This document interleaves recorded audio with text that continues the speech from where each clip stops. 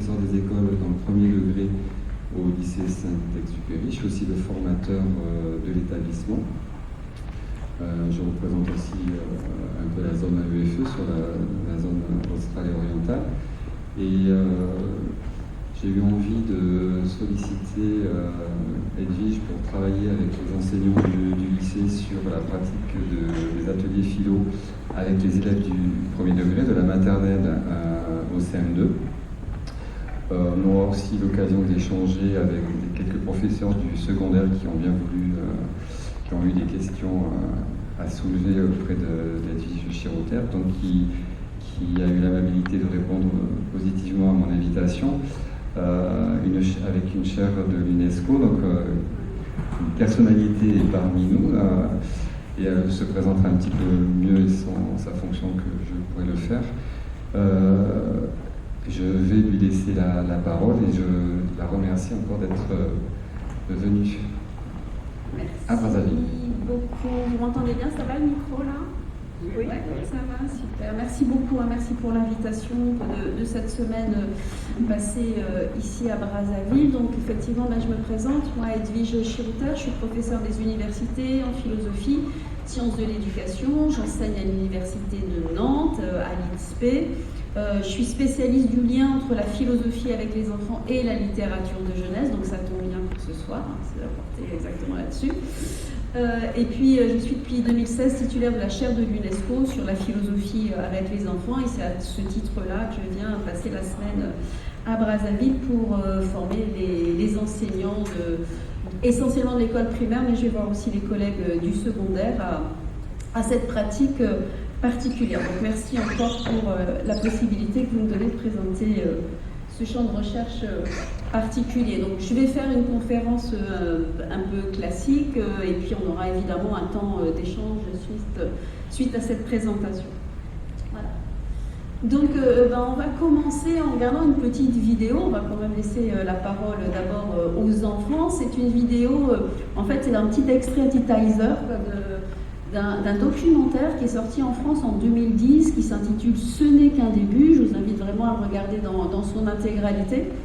Il est vraiment très intéressant parce que les réalisateurs ont filmé pendant 2 ans, ils ont suivi pendant 2 ans les mêmes enfants d'une école maternelle de l'académie de Créteil. Donc ce qui est extrêmement intéressant, c'est la temporalité. C'est quelque chose que je dis souvent, c'est pas parce que ce serait facile finalement la philosophie qu'on pourrait le faire avec des enfants, c'est parce que c'est très difficile qu'il faut commencer tôt. L'exercice de la pensée critique, de la pensée complexe, toutes les habiletés de pensée, les qualités, voire même les textes qu'on va découvrir un peu plus tard quand on sera au lycée, c'est vraiment une culture, des exercices qui sont difficiles et comme un instrument de musique. Si on veut vraiment être bon, en tout cas dans l'exercice, il faut commencer tôt, il faut s'exercer beaucoup, il faut travailler beaucoup. C'est un long cheminement qui dure toute la vie, on n'arrête jamais cet exercice intellectuel-là. Et l'idée dans ce documentaire, c'est vraiment bien parce qu'on n'a pas 2-3 ateliers, on a vraiment 2 années d'ateliers réguliers. Et là, on voit vraiment ce qui se joue, ce qui se travaille, ce qui se construit, quand avec patience et régularité, on propose ce type d'activité aux enfants. Donc je vous propose cette petite vidéo où on voit les enfants à l'œuvre dans l'activité de pensée. Et alors intéressant aussi dans cette vidéo, vous verrez, donc on voit évidemment les enfants, on voit la maîtresse, Pascaline, et la parole est donnée aussi aux parents. Qu'est-ce que ça représente, quel effet ça a pour des parents de voir leurs enfants à l'école aborder des thématiques, on va le redire, hein, mais qui peuvent être des thématiques délicates, angoissantes, parfois un peu tabous, comme la mort ou comme la mort, et comment les parents ont vécu le fait qu'on propose à l'école à leurs enfants des ateliers de philosophie. Donc on leur laisse la parole.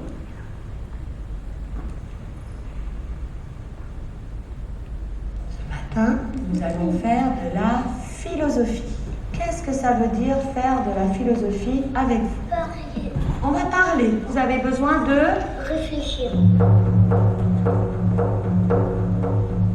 Vous êtes prêts? C'est quoi l'amour? L'amour, ça veut dire que les papas, après, ils sont amoureux des mamans. C'est le code. Qu'est-ce que t'as dit? C'est le code. C'est le code. C'est quoi ce code? Le code de l'amour. C'est le code de l'amour. Parce qu'une fille, ça peut pas être amoureuse d'une autre fille. La dernière fois, tu m'as dit, est-ce que tu peux encore être mon amoureux? Et maintenant, tu me dis quoi? J'ai vu les enfants, tels qu'ils ont été petits, là ils ont vraiment grandi avec les ateliers. Ça leur a permis vraiment de s'évoluer, de penser, je ne sais pas comment dire ça, quoi, de s'exprimer mieux par rapport peut-être à ce que nous on croyait, quoi. Moi, le changement que je vois, c'est par rapport à l'écoute des autres. Je vois qu'à la maison, non, mais en atelier philo, il arrive à laisser parler les autres, il arrive à lever les doigts, chose qu'il ne faisait pas forcément. On appelle ça, vous avez besoin de Réfléchis. Ah, de réfléchir. C'est-à-dire qu'elle a toujours un petit temps de réflexion quand on lui pose une question, elle est là. Oui, mais alors je pense que je ne les ai jamais maintenant utilisé tout le temps. C'est quoi? Il y a des pays qui sont morts. Ah, c'est quoi cette histoire? C'est à cause du journal. Le journal, il parle tout le temps de la mort. Et pourquoi ils en parlent tout le temps? Ils disent quoi? Et bah, ils disent super bien. La dernière, quand sur Martian, on voit des feux. Dans nos coutumes, nous, c'est des choses dont on ne parle jamais parce que la mort, ça porte malheur. Le fait de l'avoir abordé dans la classe, du coup, même nous, ça nous ouvre et on en parle avec elle. Quelqu'un qui a tué quelque chose. Le président, c'était juste avant. Qui a tué quoi? Myron, s'il te plaît. L'école maternelle de Privière. Et qui a tué quoi? Bah, il y avait un petit pirate avec un pistolet. Tu sais ce qu'il a fait? Il a tiré. Je pense au niveau de l'expression des enfants, les échanges, la façon de s'exprimer, la façon dans leur comportement, dans leur attitude, ça n'a rien à voir. Où est-ce qu'on va quand on meurt? Alors moi, instinctivement, je dis, dans le ciel. Dans le ciel? Alors je ne veux plus prendre l'avion. Pourquoi? Parce qu'il y a plein de morts dans le ciel. Là, le fait qu'ils soient depuis tout petit des enfants différents, qu'ils abordent des sujets comme ça peut que le rendre plus ouvert aux autres. En fait, je pense qu'en tant qu'adulte, il sera peut-être plus ouvert que nous, plus préparé à certaines situations. C'est jouer beaucoup de choses là avec les parents parce que les enfants commencent à me dire moi j'ai parlé de ça avec papa et maman dans la voiture. Moi j'ai parlé de... Voilà, donc je pense que les parents comprennent qu'il se joue quelque chose aussi avec eux, que important, ça va les aider aussi à répondre à des questions qu'ils ont à la maison. Donc je pense que pour certains parents, oui, ils le préparent vraiment en amont. Et on le sent dans des réflexions plus abouties. Moi, je suis un petit peu métisse et elle est beaucoup plus métisse que moi. J'aime bien être. Moi, j'aimerais bien être blanc. Et pourquoi? Et tu veux qu'on parle de quoi en philo la semaine prochaine? Les papas et les mamans, ça sert à quoi?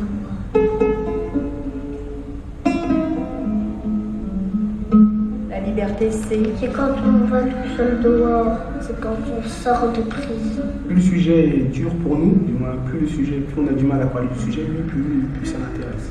On nous pose des questions des fois, on essaie de répondre le mieux possible, mais bon, comme on vous l'a dit, c'est compliqué, quoi. On est des humains. Voilà. Avec des parents, j'ai envie de dire. Aussi, ouais. Vous pensez que les adultes sont plus intelligents que les enfants? Non, parce qu'il dit, tu sais rien. Et moi, je sais des choses quand même.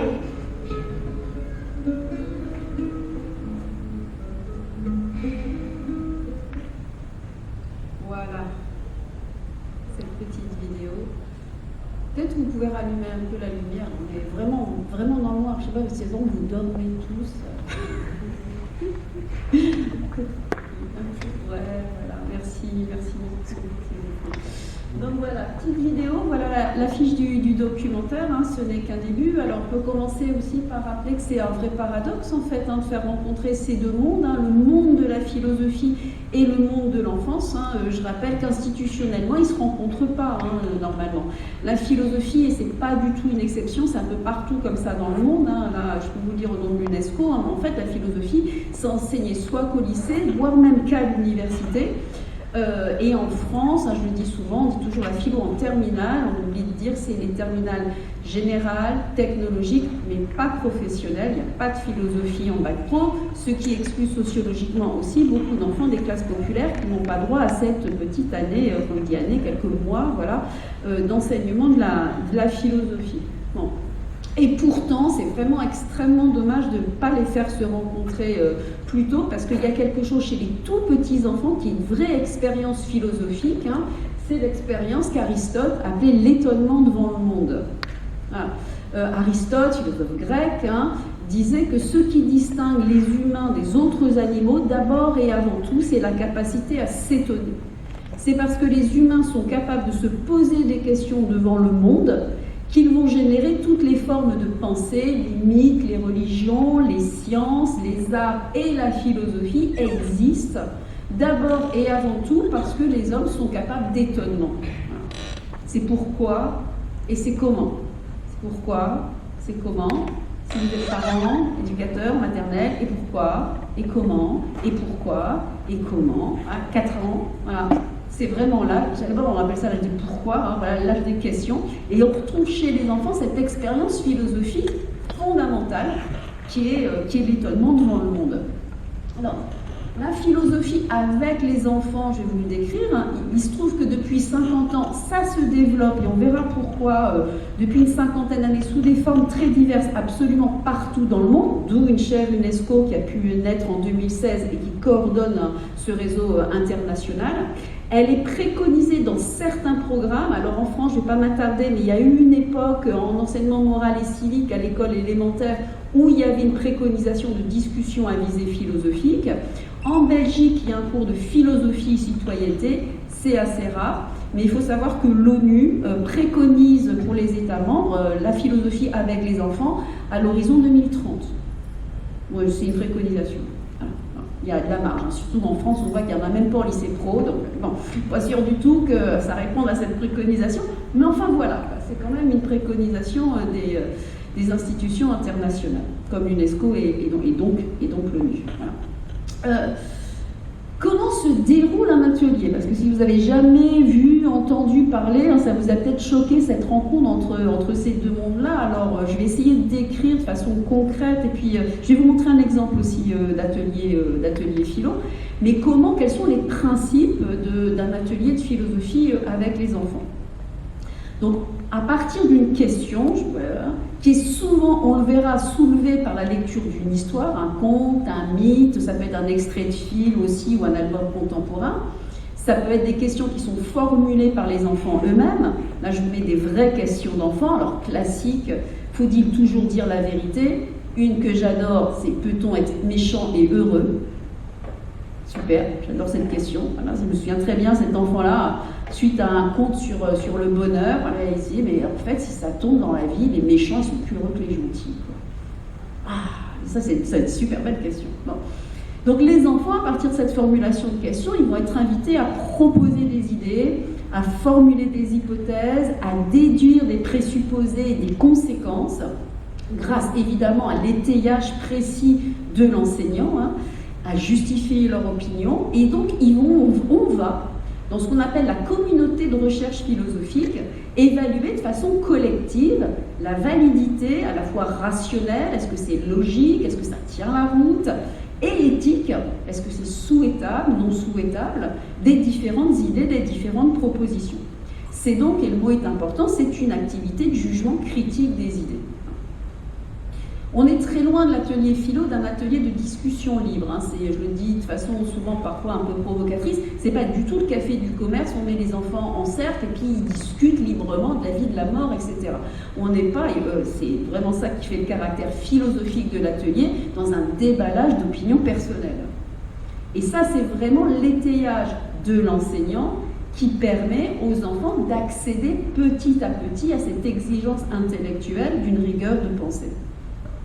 Ils vont développer, alors ça c'est les recherches que nous menons depuis 50 ans, je dis nous, la communauté de chercheurs qui travaillent sur le sujet, nous savons, en examinant des cohortes d'enfants qui font des ateliers philo sur plusieurs années, ils vont développer patiemment, encore une fois, une pensée critique, c'est-à-dire rationnelle, logique, argumentative, une pensée vigilante, c'est-à-dire qu'ils vont apprendre à prendre soin de leurs idées et à prendre soin des idées des autres, et créative, parce qu'on va voir que dans les ateliers de philo, on va aussi faire beaucoup appel à leur créativité, à leur imagination. On va passer par le dessin, on peut passer par les arts, on va passer par les fictions, et donc ça développe ces trois types de pensée qu'on appelle aussi en philosophie une pensée d'excellence.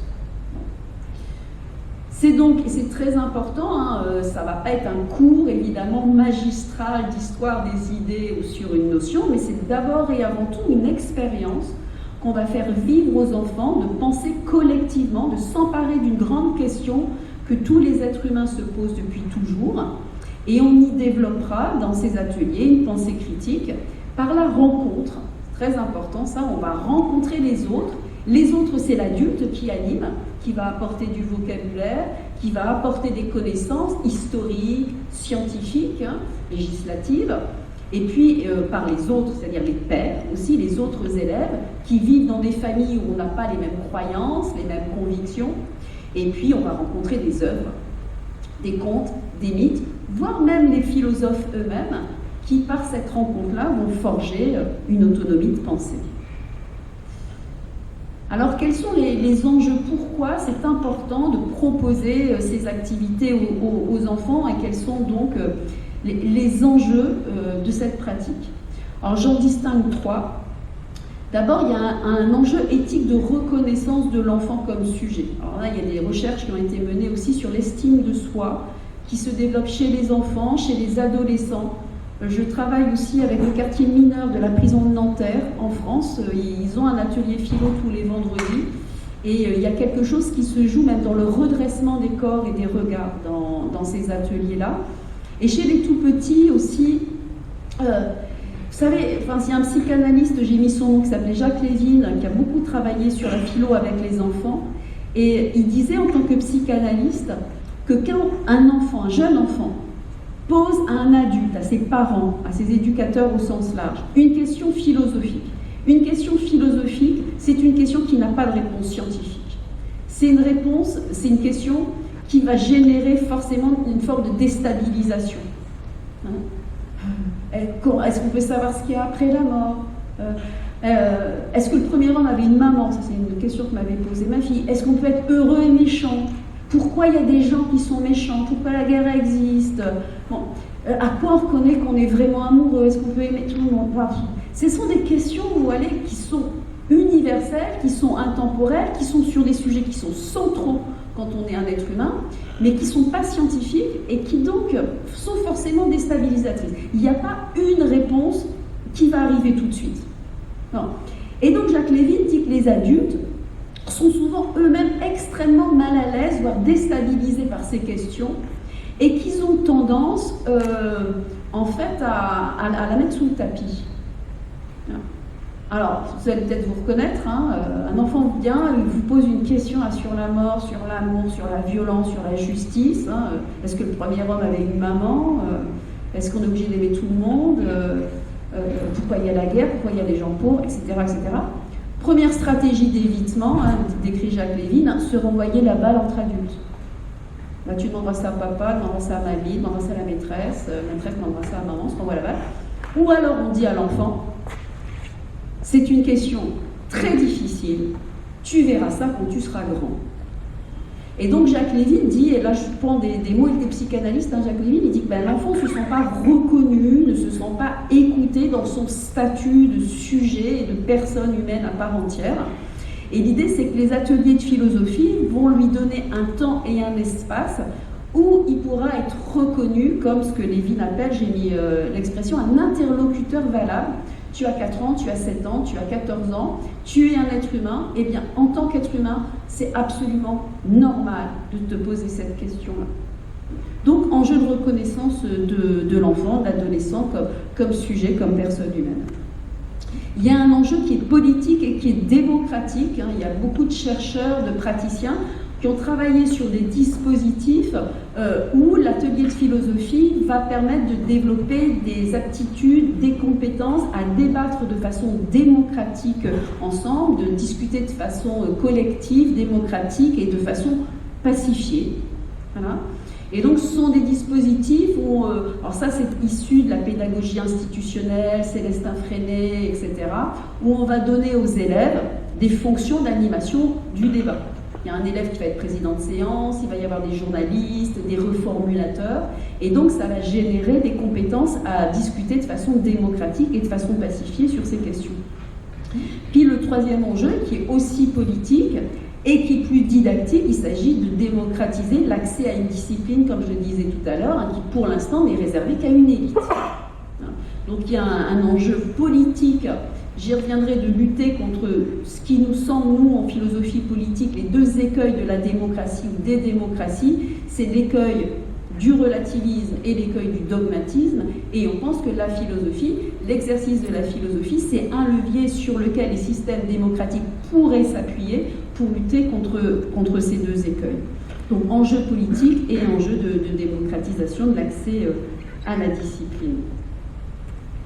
Alors, sur ce que développent les ateliers philo en termes d'habileté de pensée, de compétences intellectuelles, je vous ai fait un petit schéma et là on voit que justement ça permet de lutter contre les deux écueils du relativisme et du dogmatisme, parce que faire de la philosophie, c'est avoir une exigence, si je le prends à l'extrémité du tableau, d'argumentation.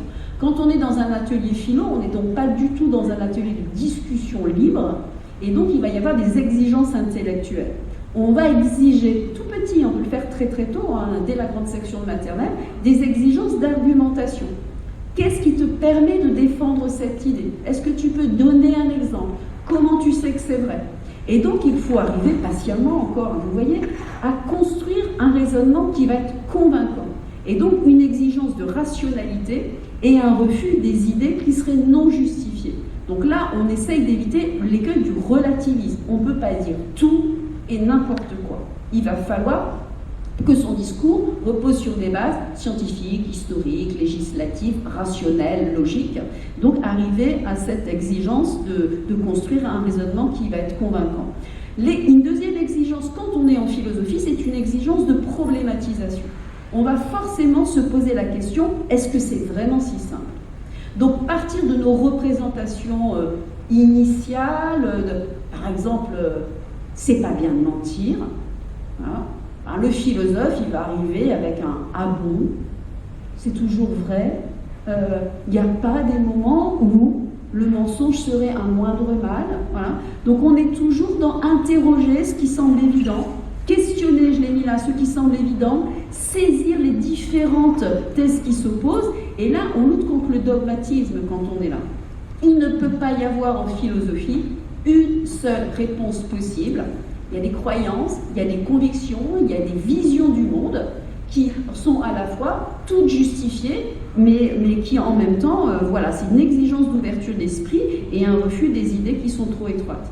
Et puis en philosophie, tout ça dans le même mouvement, hein, c'est une exigence de conceptualisation. Qu'est-ce que ça veut dire? Voilà. Donc là, on va utiliser des définitions, des distinctions.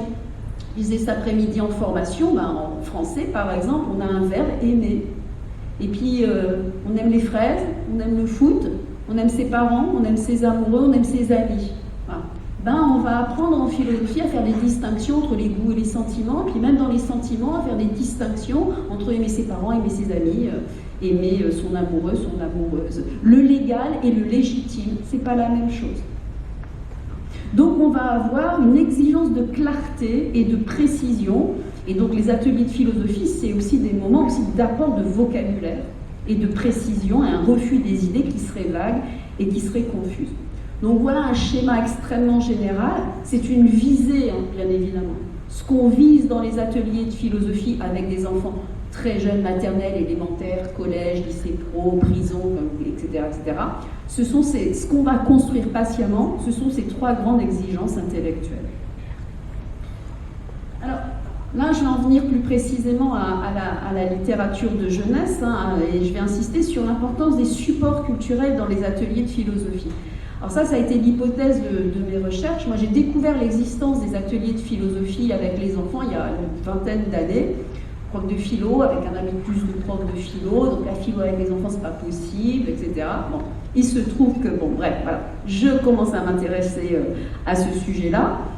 Et l'hypothèse, donc, quand je me suis inscrite en thèse sur ce sujet, je me suis dit, l'exercice de la philosophie, ça nécessite forcément des médiations culturelles qui vont permettre à la fois la rigueur de la réflexion, donc que je viens de décrire, hein, c'est pas l'atelier du commerce, hein, le café du commerce, hein, il y a vraiment une exigence, donc il faut nourrir, et puis surtout, et j'y reviendrai beaucoup là dans cette partie de la conférence, il faut une mise à distance affective de la notion qui est travaillée.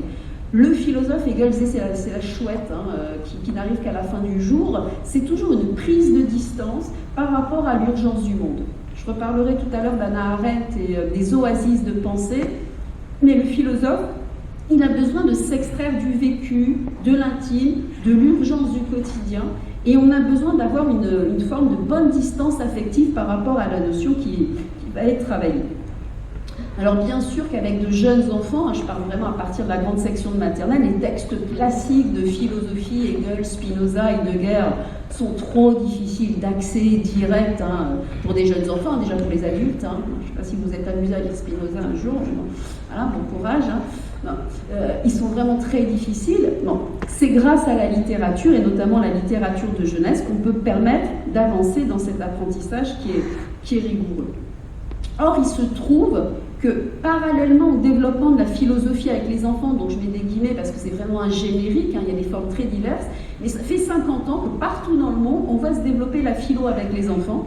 Et bien, il y a un vrai parallélisme aussi avec une révolution dans la littérature de jeunesse contemporaine qui va désormais, c'est tout à fait nouveau dans l'histoire, aborder avec subtilité et complexité justement des questions philosophiques et existentielles. Dans le PowerPoint, je vous ai mis mon petit panthéon personnel des auteurs jeunesse. Vous avez peut-être reconnu Max et les Maxi Monstres, hein, de Sandra, qui fait scandale hein, quand il paraît à la fin des années 60. Et justement, aujourd'hui, c'est devenu un classique. Hein. Donc en 50 ans aussi, on a assisté à une vraie révolution dans la littérature de jeunesse contemporaine. Et c'est vrai, très très concomitant, et on va le voir, avec le développement de la philo avec les enfants, parce qu'en fait, ça repose sur la même définition anthropologique de ce que c'est qu'un enfant, et ce dont il est capable, et ce dont il a besoin. Autre panthéon personnel, Tommy Ungerer, Jean de la Lune. La littérature de jeunesse, elle est toujours révélatrice de la façon dont une époque se représente le monde de l'enfance. Alors, il y a une histoire de la représentation de l'enfant, notamment en Occident, il y a plusieurs périodes, et cette représentation-là, justement, elle est très portée par la littérature de jeunesse. Hein. En gros, montrer ce qu'une époque donne à lire aux enfants, et on vous dira comment se représenter l'enfant à cette époque-là. Quand on se représente l'enfant comme, et je mets des guillemets aussi, une petite chose, innocente, ignorante, qu'il faut protéger au maximum des préoccupations du monde des adultes, eh bien, on ne va lui offrir que des ouvrages, je ne mets pas littérature, hein, des ouvrages, qui vont correspondre à cette représentation de l'innocence et de la pureté. C'est très rousseauiste, hein, comme représentation. L'enfant est pur, l'enfant est innocent, et il faut retarder au maximum le fait de lui présenter le tragique de la condition humaine. Il faut le protéger. Et donc, il va y avoir des ouvrages de littérature de jeunesse qui sont très liés à cette représentation de la naïveté, et qui vont être très moralisateurs, très édifiants, et qui vont surtout ne pas aborder les questions qui fâchent. Je vous laisse voir dans votre tête à quels albums vous pouvez penser. Des albums miels, moralisateurs, qui n'abordent surtout pas les questions qui fâchent. Vous me dites si vous avez eu les mêmes intuitions. Voilà. C'est cela. C'est Marty, c'est Choupi, c'est Petit Ours Brun.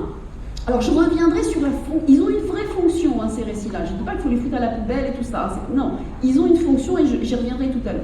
Mais là, vous avez quand même des ouvrages où il n'y a aucun implicite, il n'y a aucun mystère, il n'y a aucun travail d'interprétation qui va être demandé aux enfants. Un Choupi va à la piscine, explication, il va à la piscine. Bon. Hein.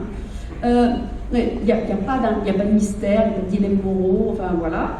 Et puis surtout, il n'y a pas les questions qui fâchent. On ne meurt pas, il n'y a pas la guerre, La seule grosse difficulté qu'on va pouvoir affronter dans son quotidien, c'est d'aller à la piscine. Voilà, Martine, elle adore faire le ménage. Bon, je vous en passe sur les stéréotypes sexistes aussi. Enfin bref, voilà.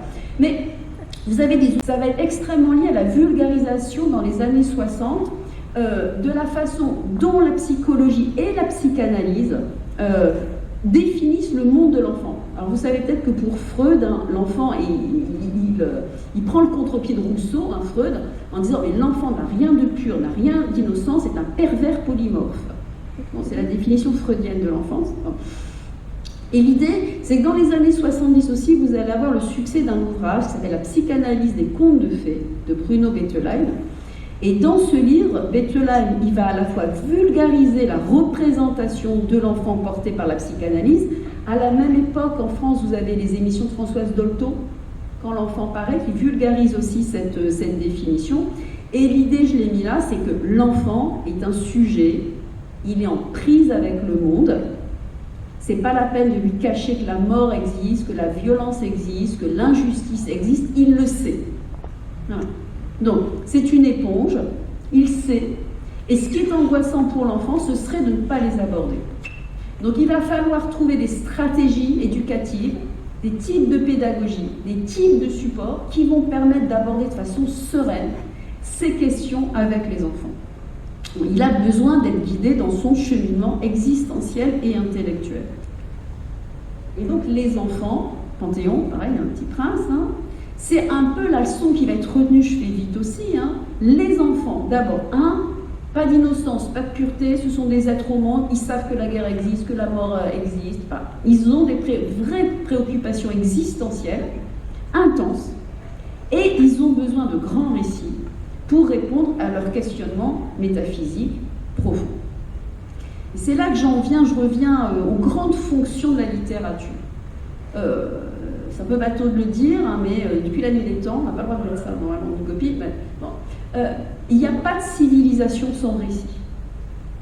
Ça, c'est quelque chose qui semble être universel et intemporel, ou en tout cas consubstantiel à la condition humaine. Dès qu'il y a humanité, il y a histoire. Alors moi, je me suis beaucoup appuyée sur un philosophe qui s'appelle Paul Ricoeur, je le citerai tout à l'heure, parce que c'est un philosophe qui a beaucoup travaillé justement sur ce constat.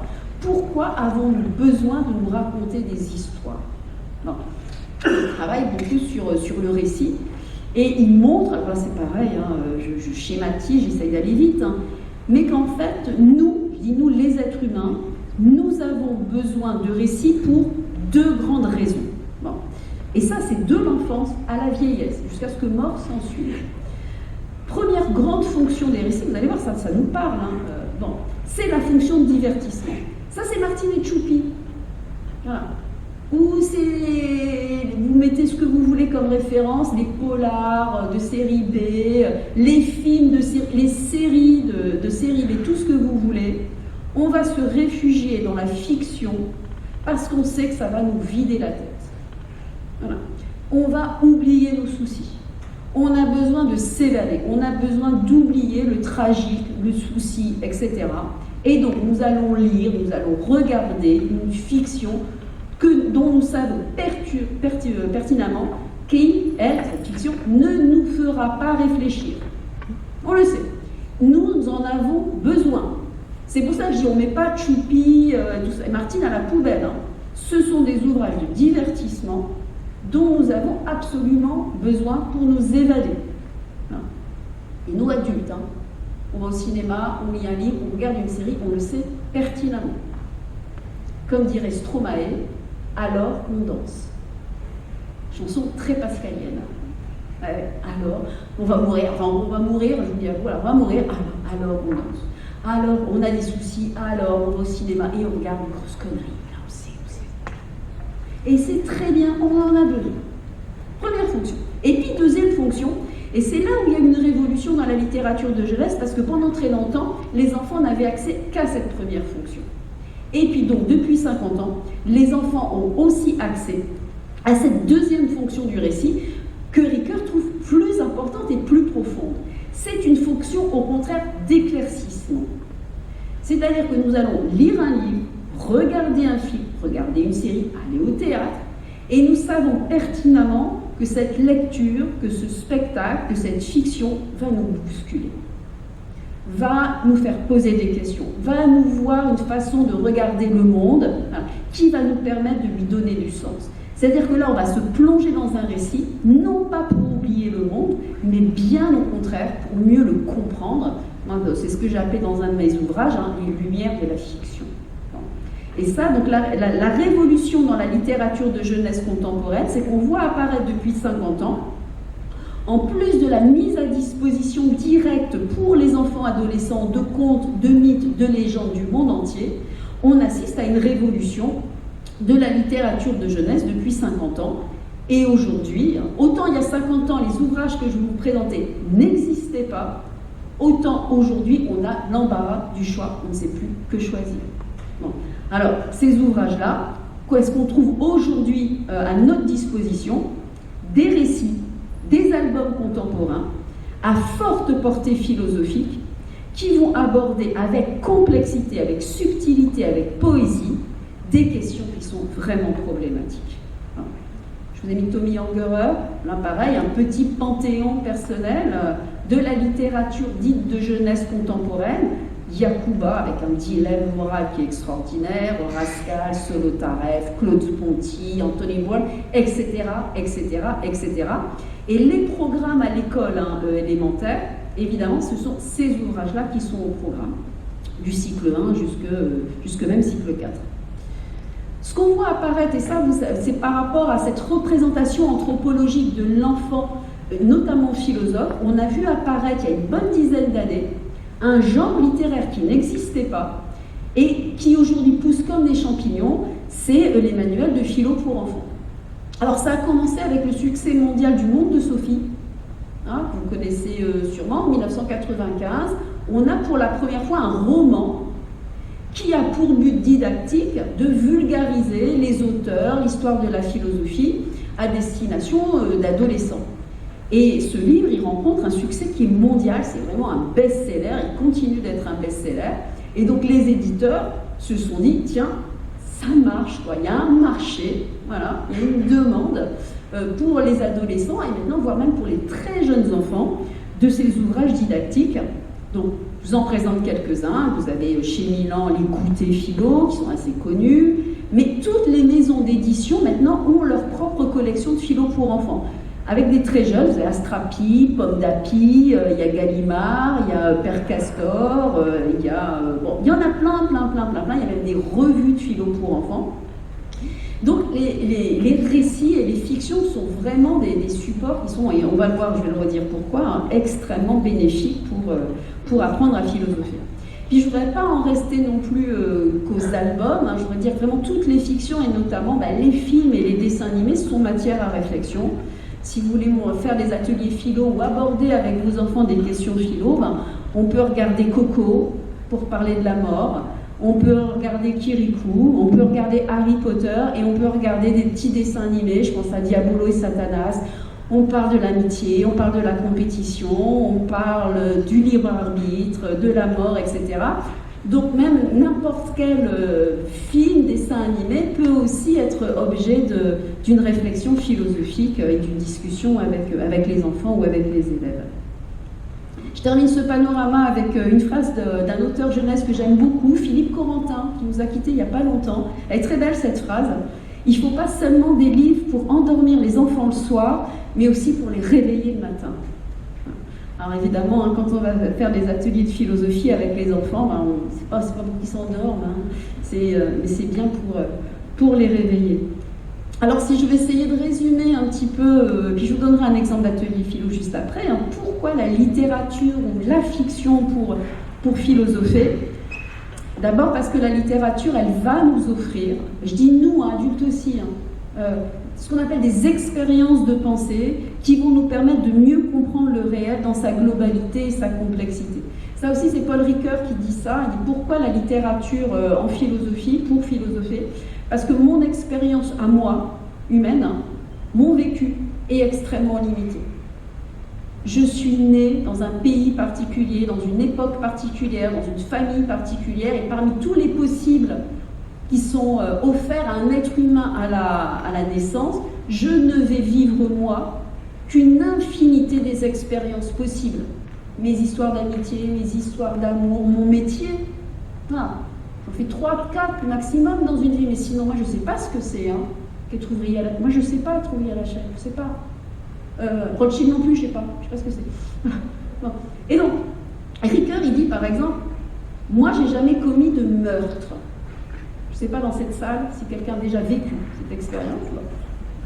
Mais Ricoeur dit, j'ai jamais commis de meurtre, et comment moi, philosophe, je vais pouvoir réfléchir sur cette expérience, une vraie expérience humaine. C'est comme sur le travail, moi j'ai jamais été ouvrière, donc comment je peux faire, à part de s'appeler Simone Veil et d'aller à l'usine pour vivre ça dans sa chair. Bon, bah vous avez compris, Ricoeur dit que si je veux parler du crime, du meurtre, et que j'en ai pas commis moi-même, eh ben je vais aller voir chez Dostoïevski, je vais lire Crime et Châtiment. Et Crime et Châtiment, ou sur la condition féminine, Ricoeur il dit, bah moi je suis pas une femme, comment il va lire Une chambre à soi ou Mrs. Dalloway. Il fait plein de pages sur Virginia Woolf, et il dit, Virginia Woolf, elle m'offre des expériences de pensée, des vies par procuration, et je peux m'appuyer sur ces vies par procuration, m'ouvrir à l'altérité, et donc ça me donne accès à la condition humaine dans sa complexité, dans sa globalité. Donc je fais des rencontres en fait, je fais des expériences à travers la littérature. La littérature, elle facilite ainsi la rigueur intellectuelle des échanges, parce que je vais pouvoir m'appuyer sur ces expériences de pensée pour argumenter, pour problématiser et conceptualiser. Et puis, troisième idée qui est très importante dans mon travail, c'est que la littérature, les personnages, vont mettre la question philosophique dans ce que j'ai appelé une bonne distance affective. Pour philosopher, il faut que la question soit ni trop proche de moi, parce que si c'est mon vécu, si c'est mon intimité, je vais être dans l'affect, je vais être dans l'émotionnel, je vais être dans le passionnel, et je ne vais pas avoir assez de distance affective pour réfléchir sereinement. Et puis il ne faut pas non plus que la question posée, elle ne soit trop extérieure, elle soit trop abstraite. Il faut qu'elle soit aussi incarnée. Bon, il n'y a rien de mieux que la fiction. Je vais pouvoir parler de l'amour, par exemple, non pas à partir de ma propre expérience amoureuse, ni en donnant comme ça les attributs du concept d'amour comme ça d'emblée de façon abstraite, mais je vais partir de Cyrano, je vais partir de Roméo et Juliette, je vais partir d'une fiction, et c'est à partir de cette fiction que je vais pouvoir réfléchir sur finalement qu'est-ce que ça veut dire pour moi qui aimait vraiment quelqu'un.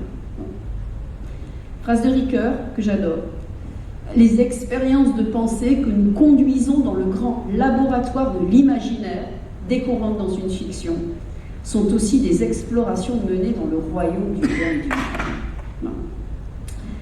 Donc là, ce que je vais vous proposer, c'est justement de voir concrètement à quoi peut bien ressembler un atelier de philosophie qu'on conduit dans le grand laboratoire de l'imaginaire pour aller explorer le royaume du bien et du mal. C'est un atelier de philosophie à partir d'un mythe de Platon qui s'appelle l'anneau de Gygès et qui se trouve dans la République. Alors ce que je vais vous montrer là, c'est le résultat d'une recherche que j'ai pu mener donc, dans le cadre de l'UNESCO. Et j'ai un article, je vous mets la référence et puis vous pourrez le retrouver pour lire ça dans le détail. C'est une recherche-action qui est toujours en cours, c'est-à-dire que je continue à mener des ateliers philo et à récolter du matériel. C'est un atelier, donc je vais vous le présenter, mais que j'ai pu animer, co-animer avec les enseignants dans 15 classes du monde entier. Donc la France, la métropole, l'outre-mer, le Luxembourg, Monaco, je vous laisse voir un peu la Turquie, le Québec, le Sénégal, le Bénin, le Mali, la Côte d'Ivoire, l'Égypte, Nouvelle-Zélande, Liban, Cap-Vert. Donc l'idée c'était d'avoir le même atelier, mais vécu dans des contextes économiques, sociaux et culturels très différents les uns des autres, et de faire correspondre des enfants aussi de Monaco et du Bénin sur l'expérience du même atelier. L'idée, c'était d'aller observer, est-ce qu'il y a des universaux? Est-ce que quand on propose le même atelier de philosophie à partir du même récit, est-ce que les enfants vont dire des choses très différentes, très contextuelles, en fonction de leur milieu économique, culturel, sociologique, etc. Ou est-ce qu'on va finalement retrouver des grandes lignes en termes d'idées, en termes d'exemples, en termes de controverses dans ces différents ateliers? Voilà, je vous présente quelques photos des enfants qui ont participé à cette recherche, hein, les enfants de Monaco, les enfants du Bénin. Ils ont correspondu les uns avec les autres, le Sénégal, Côte d'Ivoire, Nouvelle-Zélande, Liban, et les lettres qui se sont écrites. Donc je vous décris l'atelier. Donc l'atelier, c'est donc à partir de la lecture de ce mythe qu'on trouve dans la République de Platon et qui s'intitule donc l'anneau de Gygès. Je vous la fais vite, hein. Bon. Mais je peux vous la conter. Il était une fois Gygès, un berger, qui était au service du roi. Un jour, au cours d'un violent orage, accompagné d'un tremblement de terre, le sol se fendit en deux et il se forma une grande ouverture près de l'endroit où il gardait son troupeau. Gygès, étonné devant le trou qui se forme devant ses pieds, décide de descendre sous terre. Il descend sous terre et que voit-il? Allongé par terre, le cadavre d'un géant, un géant mort. Et le géant porte à son doigt une bague en or. Gygès s'approche, il retire l'anneau au géant, le met à son doigt et repart sans prendre autre chose. Quelques jours plus tard, Gygès se rend à une réunion avec ses camarades bergers où ils discutent ensemble de l'état de leur troupeau. Et Gygès, lui, pendant la réunion, en fait, il n'est pas très attentif. Il regarde sa bague, il joue, il l'admire, et sans le faire exprès, par inadvertance, nous dit Platon, Gygès tourne le chaton de la bague vers l'intérieur de la main. Aussitôt, il devient invisible à ses voisins qui parlent de lui comme s'il était parti. Gygès fait l'expérience plusieurs fois et il découvre effectivement que l'anneau a le pouvoir de le rendre invisible quand il veut. Il suffit de tourner la bague. Ouais, cycle 3, il y en a toujours un qui dit « Ah, c'est comme le Seigneur des Anneaux ». Ah ouais, parce que Tolkien, il s'inspire de l'anneau de Gygès. Voilà. Harry Potter et sa cape, pareil. C'est l'anneau de Gygès dans la République de Platon. Donc je lis l'histoire du dispositif, je lis l'histoire jusqu'à ce que ce berger, Gygès, découvre le pouvoir d'invisibilité de la bague. Et là, je dis aux enfants, je vous lis la fin dans 10 minutes. Et pendant 10 minutes, vous vous mettez par petits groupes et vous allez répondre à ces deux questions. 1. À votre avis, que va faire Gygès de ce pouvoir? Vous avez un berger, il a une bague qui rend invisible. À votre avis, qu'est-ce qu'il va en faire? Et puis deuxième question, alors là c'est typiquement l'expérience de pensée en philosophie, c'est imagine. Imagine, demain, tu te réveilles et sur la table de la cuisine, il y a l'anneau de Gygès avec un post-it, tu l'as pour 24 heures. Qu'est-ce que vous feriez si pendant une journée, vous aviez le pouvoir de l'invisibilité? Non. On les laisse 10 minutes, mariner pendant 10 minutes. Alors ce qui est très important au niveau des consignes, ça si les enseignants veulent mettre en place, il faut leur dire que les idées dans le groupe sont anonymes. Il y a un rapporteur par groupe, et moi, quand on reviendra en grand groupe pour faire la collecte des idées, je ne veux pas savoir dans le groupe qui a dit quoi. Donc on veut avoir le maximum d'idées. Les idées sont anonymes. Vous les laissez mariner pendant 10 minutes, ça rigole. Il rigole. Au bout de 10 minutes, on revient dans le groupe. Je prends les idées pour la première question. À votre avis, que va faire Gygès? Je mets quelques idées au tableau. Alors, dans l'histoire de Gygès, pour ceux qui ne connaissent pas, Gygès, il rentre au château du roi, il séduit la reine, il tue le roi, il prend le pouvoir. Ça, c'est l'anneau de Gygès chez Platon. Et puis, alors, ce qui m'intéresse surtout, c'est la deuxième question.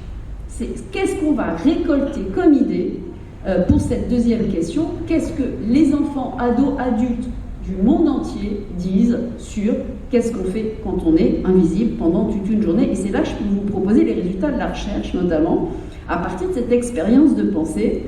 Je vous présente les catégories, les exemples, les idées qu'on retrouve dans toutes les classes, sans aucune exception. Je ne sais pas si vous avez eu le temps vous-même de réfléchir à qu'est-ce que vous feriez si vous étiez invisible, mais vous allez peut-être vous-même vous retrouver dans les catégories et les idées que je vais vous montrer ici dans le PowerPoint. D'abord, évidemment, on est invisible une journée, on transgresse les interdits. Pour soi. Qu'est-ce qu'on retrouve systématiquement? Le vol. Alors là, Tous les enfants, ados, adultes, je le fais en formation des adultes, le vol, évidemment, je l'ai systématiquement. Ce qui change, ce sont les exemples. Vous pouvez calculer votre âge mental. Si vous avez 6 ans, vous volez des bonbons. Si vous êtes un ado, vous volez des objets. Et si vous êtes un adulte, vous allez directement à la banque. Mais bon, le vol, systématique. La fraude aux moyens de transport. Prendre l'avion sans payer. En Luxembourg, France, Belgique, Monaco, ils prennent le train, ils vont à Disneyland Paris, sans payer non plus l'entrée à Disneyland Paris. Et ce qui est super à Disneyland Paris quand on est invisible, c'est qu'on ne fait pas la queue, ils le disent. En Afrique, alors on prend beaucoup l'avion aussi pour voir les merveilles du monde, etc. En Afrique, la spécificité, c'est que les adolescents, je vous montrerai au Mali, à Bamako, là, ils fraudent, ils prennent l'avion pour aller en Europe sans visa. Les petites spécificités, les petites touches comme ça culturelles, aucun enfant français dit « je prends l'avion sans visa ». Par contre, en Afrique, ils prennent l'avion sans payer, et par contre, ils rajoutent la spécificité du visa.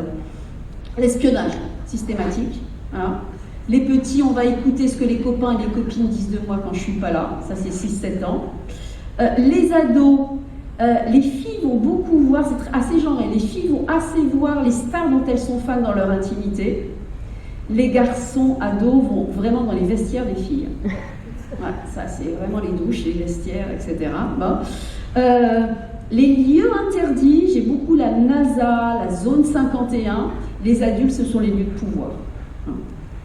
Faire des blagues, faire peur, se venger, je mets ça dans la même catégorie parce qu'en général, quand on fait des blagues, parfois c'est souvent à l'ennemi de la classe, la maîtresse, j'ai déjà eu, bon. Et puis évidemment, plus ils sont petits et plus on se fait plaisir, on ne va pas à l'école, on regarde la télé toute la nuit, on mange le Nutella la nuit, un grand succès. Voilà. On conduit la voiture à 8 ans, voilà. Donc évidemment, on sort tout seul dehors, enfin, se faire plaisir, échapper à toutes les contraintes. Et puis, alors on est toujours dans le même recueil des idées, et on va avoir une autre catégorie. On va transgresser les interdits, mais attention, c'est pas pour soi, c'est pour les autres, avec l'idée de rendre le monde meilleur, avec l'idée de la justice. Les Robins des Bois, je vole, alors c'est bien que c'est interdit, je vole, mais c'est pour redistribuer les richesses. L'espionnage des lieux de pouvoir pour délivrer au monde des secrets qui seraient cachés, la zone 51 par exemple, chez les ados, et puis le meurtre. Alors ça, c'est quelque chose que j'ai régulièrement, quasiment tout le temps. On va tuer quelqu'un qui représente un danger pour la planète. 2016-2020, Donald Trump. Au printemps dernier, aux élections présidentielles en France, Zemmour, Macron, Le Pen. Et aujourd'hui, vous savez qui j'ai systématiquement, je fais l'anneau de Gigès, c'est Poutine. Voilà. Donc, vous avez ça au tableau. Bon, j'ai quelques traces écrites, je ne vais pas toutes les décrire, mais celle du Mali, par exemple, vous la voyez assez bien.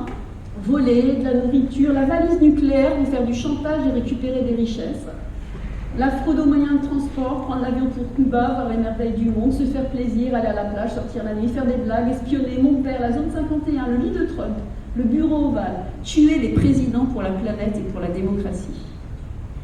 Se venger, brûler l'école, super.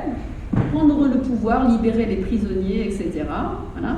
Et en Turquie, avec des quatrièmes, que feriez-vous si vous étiez invisible? Voler, frauder pour voyager, voler pour soi, voler pour les autres, tuer le président, espionner, etc., etc. Et dans une école à Brazzaville, en février 2023, l'anneau de Gigès, qu'est-ce qu'ils font les enfants? Ils volent, ils voyagent, ils tuent, ils tapent, ils aident les pauvres, ils font des blagues, ils rendent la justice. Exactement, toujours pareil. Bon, là vous êtes à une demi-heure d'atelier. Évidemment, ça ne se termine pas comme ça. Qu'est-ce qu'on fait de ce matériel? Bon. On peut, c'est une suite possible, je vous donne un dispositif, il y en a plein d'autres, mais voilà un dispositif. On va faire formuler aux élèves une question philosophique suite à cette expérience de pensée. On s'est imaginé invisible, regardez votre tableau. C'est en gros que des exemples de transgression des interdits. Et donc on va formuler une question philosophique qui pourra faire l'objet d'une discussion entre vous. Donc une question sur la justice, une question sur le pouvoir, ou une question sur la liberté, ou sur le bien et le mal. Mais les enfants formulent individuellement une question. 2-3 en proposent, on les écrit au tableau, Les enfants vont voter pour la question qui fera l'objet de la discussion, et dans une deuxième séance, on discutera sur la question qui a été votée par la classe. Je vous en montre quelques-unes, des questions, suite à la NOGIGES. Là, on est en Turquie, avec des quatrièmes. Est-ce que le pouvoir change les hommes? Est-ce qu'on peut faire le mal pour le bien? Est-ce que le pouvoir rend mauvais? Peut-on mettre des limites aux lois? Est-ce que la société rend les hommes meilleurs? Et ils ont voté sur est-ce qu'on peut faire le mal pour le bien? Et on a animé l'atelier philo le lendemain, parce que j'étais là la semaine, donc le lendemain, on a animé l'atelier philo sur cette question qui avait été votée par la classe. Vous voyez peut-être pas, mais la CM2, Saint-Louis du Sénégal, 3 questions. Est-ce que ce serait bien si on pouvait faire tout ce qu'on veut? Première question. Deuxième question, avons-nous besoin des lois? Et la 3, est-ce qu'on peut avoir des regrets quand on fait quelque chose d'interdit? Et ils ont voté pour la 3e, est-ce qu'on peut avoir des regrets quand on fait quelque chose d'interdit? Et on est 6e au tableau, vous voyez, à Nouméa. L'homme est-il bon ou méchant? Voilà, quelle question, quoi. À quoi ressemblerait un monde sans loi? Et la 3, qu'est-ce qu'un pouvoir juste? Donc là, c'est pour vous donner une idée des questions que peuvent formuler des élèves suite à cette expérience de pensée. Puis bon, je vais vite. Dans un dernier temps, au bout de la séquence, on fait une trace écrite qui permet de structurer, de catégoriser, de ranger les différentes réponses, les différents exemples qui se sont construits dans les séances de discussion. Là, la fiche que vous voyez là, c'est une question sur la liberté, pourquoi on ne peut pas faire tout ce qu'on veut. Et les enfants ont donné des exemples de bonnes raisons d'interdire, de mauvaises raisons d'interdire. Ils ont fait la différence entre ce qui est légal, ce qui est légitime. Et cette affiche, cette trace écrite, elle est affichée dans le couloir à la vue des autres élèves, mais aussi des parents qui voient explicitement qu'est-ce qui se construit d'un point de vue intellectuel dans ces différents ateliers. La NOGIGES, vous en trouverez plein d'adaptations, je vous en ai quelques-unes là. Et pour continuer sur l'idée de fraternité et d'universalité, quand je suis allée au Bénin, donc moi j'ai animé l'atelier à partir de mon conte occidental, le mythe de Platon, et ils m'ont offert un conte béninois que je ne connaissais pas, qui s'appelle Le planteur et la bague, et qui est l'histoire d'un planteur qui découvre une bague qui lui donne la possibilité de faire tout ce qu'il veut sans être puni. C'est la même expérience de pensée que la NOGIGES. Voilà. Donc vous avez une très grande universalité des récits, on se raconte les mêmes histoires, et l'universalité de la philosophie, on se pose les mêmes questions, on a les mêmes réponses à partir des mêmes expériences de pensée. Donc là, l'idée, c'était vraiment que les ateliers de philosophie, ils permettent de faire vivre en acte aux enfants une expérience de fraternité. C'est-à-dire qu'au-delà de toutes nos différences, il ne s'agit pas du tout de nier, elles sont économiques, elles sont culturelles, elles sont sociales, nous, les êtres humains et humaines, nous sommes unis par un lien qui est le lien de la raison. On se pose les mêmes questions, l'amour, le bonheur, la mort, etc. Et les récits, on se raconte les mêmes histoires. Nous nous posons les mêmes questions, nous inventons les mêmes histoires pour nous guider dans cette quête de sens. Et que finalement, ce qui nous unit est peut-être plus fort que ce qui nous divise. En conclusion, j'espère que je n'ai pas fait attention à l'heure, mais vous me laissez encore 5 minutes pour conclure avant de passer à un moment d'échange. Je voudrais faire une conclusion en insistant sur l'enjeu politique, au sens le plus large et le plus noble du terme, de proposer des ateliers de philosophie avec des enfants très jeunes. Et là, pour illustrer ce discours un peu politique sur la philo avec les enfants, je commence par cette gravure de Goya, « Le sommeil de la raison engendre des monstres ». Il y a une philosophe que vous connaissez sûrement qui s'appelle Hannah Arendt, philosophe allemande qui a travaillé, qui a pensé dans les années, en gros son œuvre c'est dans les années 60. Hannah Arendt, c'était donc une philosophe qui a grandi dans les années 30, qui connaît la montée du nazisme. En tant que jeune étudiante en philosophie dans les années 20, Hannah Arendt, elle est vraiment biberonnée, comme beaucoup d'intellectuels à l'époque, par la foi de la philosophie des Lumières. Bon, je m'adresse, je sais qu'il y a quelques lycéens dans la salle, c'est pour ça que je me permets d'être un peu explicite comme ça, mais les philosophes des Lumières, des gens comme Kant, des gens comme Rousseau, étaient absolument persuadés que si un jour, mais un truc de fou, pour les philosophes des Lumières, Rousseau, Kant, c'est de la science-fiction politique, mais si un jour on voulait vivre en démocratie, démocratie et en république, un contrat social, il y a une condition. Cette condition, pour ces philosophes, ils n'y croyaient même pas. Mais cette condition, c'était l'instruction de toutes et tous. Et ces philosophes des Lumières pensaient que si jamais un jour, on ne sait jamais, ça n'arrivera jamais, mais bon, si un jour les enfants allaient tous gratuitement à l'école, truc de fou, mais bon, on imagine. Mais si un jour, les enfants vont gratuitement à l'école, alors pour les philosophes des Lumières, c'était sûr, le monde serait meilleur. Sauf que, années 30, la guerre, le nazisme arrive au pouvoir, et il y a un truc qui est vraiment un scandale pour ces philosophes-là, c'est que dans une démocratie où les gens sont instruits, eh bien, peut survenir la pire des barbaries. Non. Et ça, c'est vraiment quelque chose qu'ils ne comprennent pas. C'est vraiment un scandale. On appelle ça le scandale d'Auschwitz. Bon, c'est une espèce d'effondrement de la foi des Lumières. Alors, comment on continue à croire en la démocratie après Auschwitz? Bon. Hannah Arendt, elle devient journaliste et dans les années 60, elle assiste au procès d'un haut dignitaire nazi qui s'appelle Eichmann. Elle va assister au procès et elle va écrire un livre qui s'appelle Eichmann à Jérusalem. Et dans cet ouvrage-là, elle va faire une distinction qui est fondamentale. Elle va faire une distinction entre l'intelligence et la pensée. Eichmann, c'est un haut dignitaire nazi, c'est quelqu'un qui est très intelligent. C'est quelqu'un qui est très cultivé. C'est quelqu'un qui est très poli. Qui est très civilisé. C'est un bon voisin, c'est un bon mari, il écoute de la grande musique, il lit Goethe, il a des conversations très raffinées. Il s'adresse avec beaucoup d'élégance au jury. Donc il est très intelligent, il est très cultivé. Mais par contre, ce que va montrer Hannah Arendt, c'est que s'il est intelligent, s'il est cultivé, il est incapable du moindre mouvement de pensée. Bon.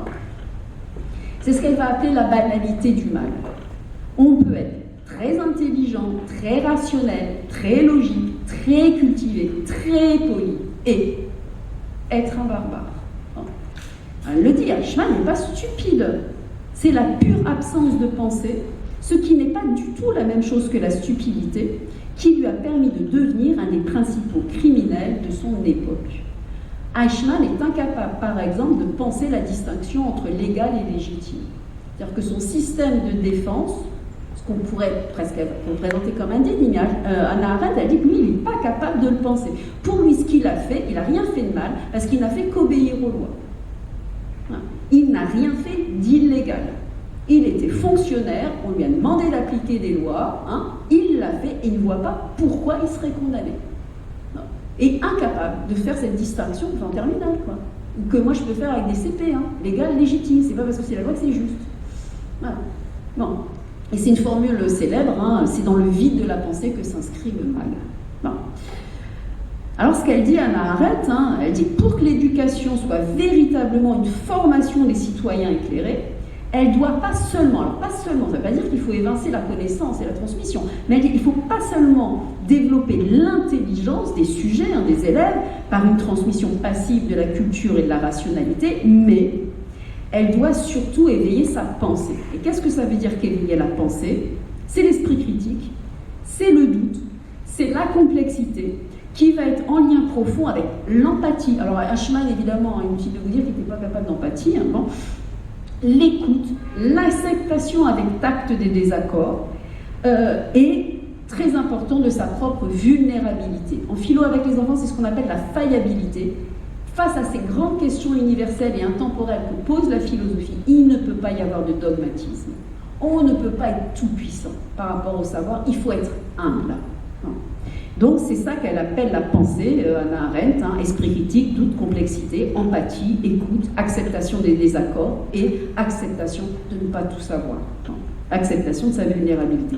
Et elle appelle de ses voeux, j'en termine par là, la création d'oasis de pensée. Elle dit les démocraties, elle dit ça dans les années 60, elle dit les démocraties ne pourront survivre que si on offre aux citoyens et aux citoyennes des temps et des moments qu'elle appelle des oasis de pensée où on va prendre le temps collectivement de se poser pour réfléchir sereinement sur l'état du monde, la condition humaine et la vie de la cité.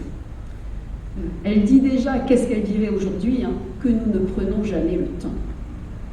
Alors, il y a un autre philosophe allemand qui est le parrain de ma chaire UNESCO que j'aime beaucoup et je vous conseille, c'est Hartmut Rosa, philosophe contemporain, qui travaille sur l'accélération de notre modernité. Il dit que c'est vraiment le phénomène, qui est le phénomène aussi d'aliénation, c'est l'accélération. Et vu avec la technique en plus, on a une suraccélération de la technologie, on a connu plus de progrès technologiques en 50 ans qu'on en a connu en centaines et centaines d'années. Et nous, les humains, nous avons à traiter ce processus d'accélération qui va générer des sentiments d'urgence, voire de perte de sens. Et Hannah Arendt, elle parle déjà de la nécessité d'avoir des oasis, c'est-à-dire des temps de suspension et de décélération pour prendre le temps collectivement de réfléchir sur la condition humaine. Bon, inutile de vous dire que les ateliers de philosophie avec les enfants qu'on peut proposer dans les écoles et dans les bibliothèques sont une mise en acte de ces oasis de pensée. Et c'est pour ça que nous, travaillant au nom de l'UNESCO, nous pensons que la mise en place des ateliers de philosophie, c'est pas seulement une nécessité didactique de démocratiser l'accès à la discipline, mais c'est bien une nécessité politique au sens le plus noble du terme. Voilà, je vous remercie.